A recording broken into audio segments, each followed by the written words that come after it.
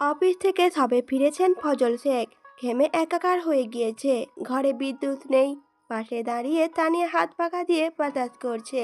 তখনই ফজল শেখ ঘরমান্ত গায়ে বসে থেকে তানিয়াকে বলে ওঠে, মিষ্টি কোথায়? ওকে তো দেখছি না।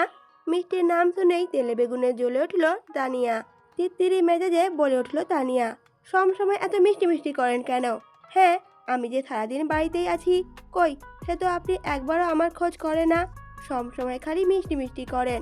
ফজল শেখ তখন ধমক দিয়ে বলে ওঠে, তানিয়া একদম চুপ। এত হিংসুটে কেন তুমি? তুমি আর মিষ্টি কি এক হলে? যাও, মিষ্টিকে এবার নিয়ে এসো।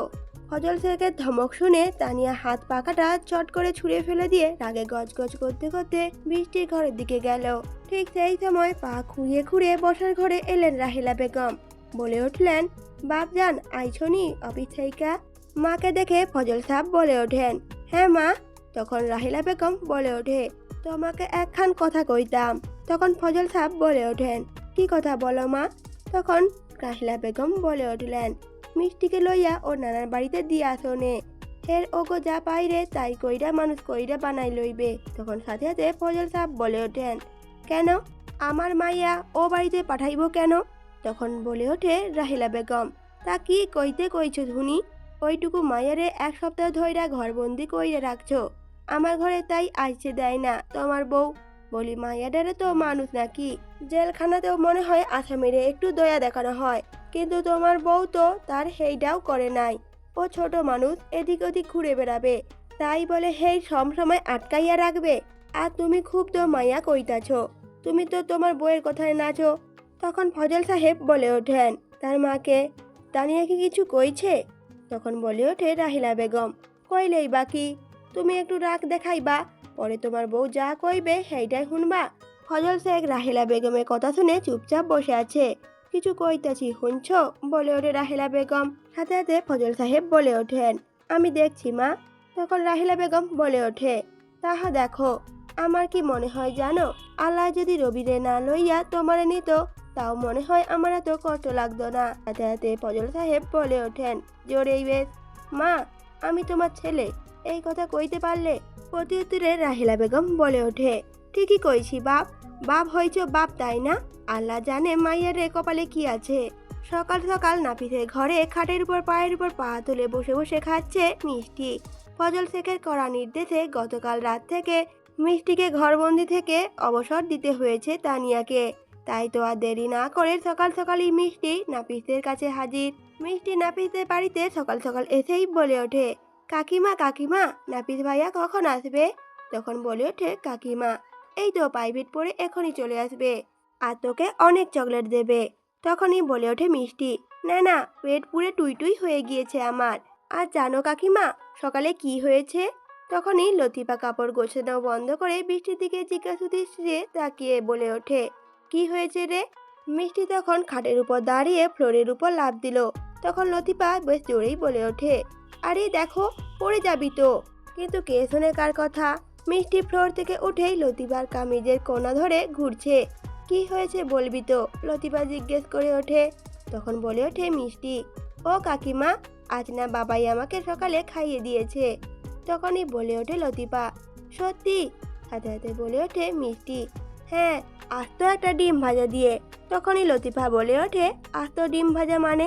তখনই মিষ্টি বলে ওঠে হাসি মুখে, হ্যাঁ, আজ তো ডিমই দিয়েছে পুরোটা। নতুন মা তো আমাকে কখনো আস্ত ডিম খেতে দেয় না। রান্না করে সমসময় কেটে দেয় আর বলে, এটা খাবি রাতে, বাকি অর্ধেকটা। মিষ্টির কথা শুনে লতিফার চোখের কোনায় জল চকচক করে ওঠে। বলে ওঠে, তোকে তানিয়া ঠিক মতো খেতে দেয় না, তাই না মিষ্টি? এরই মধ্যেই বাইরে সাইকেলের বেলের শব্দ শুনতে পাওয়া যায়। তখনই মিষ্টি চিল্লিয়ে লাফিয়ে বলে ওঠে খুশি হয়ে, ওই তো নাপিত ভাইয়া চলে এসেছে। কথাটা বলেই দৌড় লাগায়। লবিতার কথায় উত্তর না দিয়েই বেরিয়ে যায়। সদর দরজায় গিয়ে দেখে মিষ্টি নাপিত চলে এসেছে। এদিকে লফিতা চিন্তা করতে করতে কাজ করতে থাকে। মনে মনে ভেবে ওঠে, নিয়তি বড়ই অদ্ভুত, যে রুবাইয়া তার মিষ্টি ডিম খাবে বলে হাঁস মুরগি পর্যন্ত পুষত, আজ সেই মিষ্টির কপালে এই লেখা ছিল। ভাবনার মধ্যে দীর্ঘশ্বাস ফেলে আবার কাপড় গোছানোর মধ্যে মন দিল লতিফা। অপরদিকে ফোনে বলে ওঠে, তুই তো একটা গাধা, 6 মাস হতে চললো, এখন একটা বাচ্চা নিতে পারলি না। সাথে সাথে তানিয়া বলে ওঠে, মা বলো কি সেসব নেওয়া যায় নাকি? সবে বিয়ে হয়েছে, কিছুদিন তোর সময় কাটাতে দাও। তখনই তানিয়ার মা বলে ওঠে, তাহলে আমারে ফোন কইরা এত নালি দিতে আসস কেন? তুই বইসা সময় কাটা। একখান বাচ্চা থাকলে জামাই তার আগের ঘরের মাইয়াডারে কবেই নানার বাড়ি দিয়ে আসতো। আর নালিশ করিস না আমার সাথে। তখনই তানিয়া বলে ওঠে, এত করে সব কিছু নিজের নিয়ন্ত্রণে আনার চেষ্টা করি, তারপর দুদিন পর পর আবার ওনার এই মেয়ের জন্য দরদ উতলে পড়ে। তখন অপর পাশে তানিয়ার মা বলে ওঠে, পুরুষ মানুষ নতুন জিনিস পাইলে পুরনটা ভুলে যায়। অহন তুই আইছস, তারপর যদি তোরও একটা বাচ্চা আছে, তখন দেখিস নিজ হাতে ওই মাইয়ারে নানার বাড়ি পাঠাইয়া দিয়েছে। আর নিজের ভালো যদি চাস তো এখনই কইতাছি, আমার কথা হন।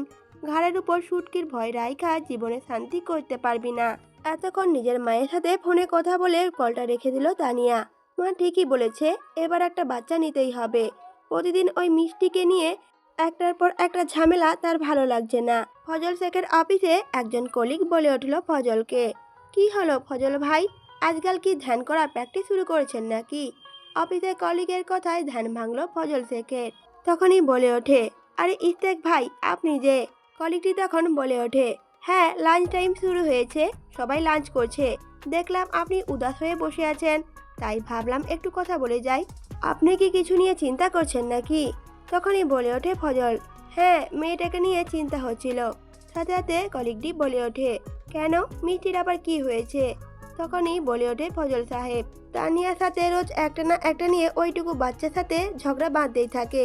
ওইটুকু মেয়ে এখনই এরকম করছে তানিয়া, অথচ বড় হলে কি করবে কে জানে। তখনই কলিগটি বলে ওঠে, একটা কথা বলবো ফজল ভাই, কিছু মনে করবেন না। সাথে সাথে ফজল বলে ওঠে, কি বলুন? কলিগটি বলে ওঠে, বইয়ের প্রতি অন্ধ না হয়ে মেয়ের প্রতি একটু খেয়াল করুন। ওইটুকু বাচ্চা কখনো ঝামেলা করতে পারে না, ঝামেলা যদি ওর ঘাড়ে চাপিয়ে দেওয়া হয় তো ও কি করবে? ফজল সাহেব তখন বলে ওঠে, মানে?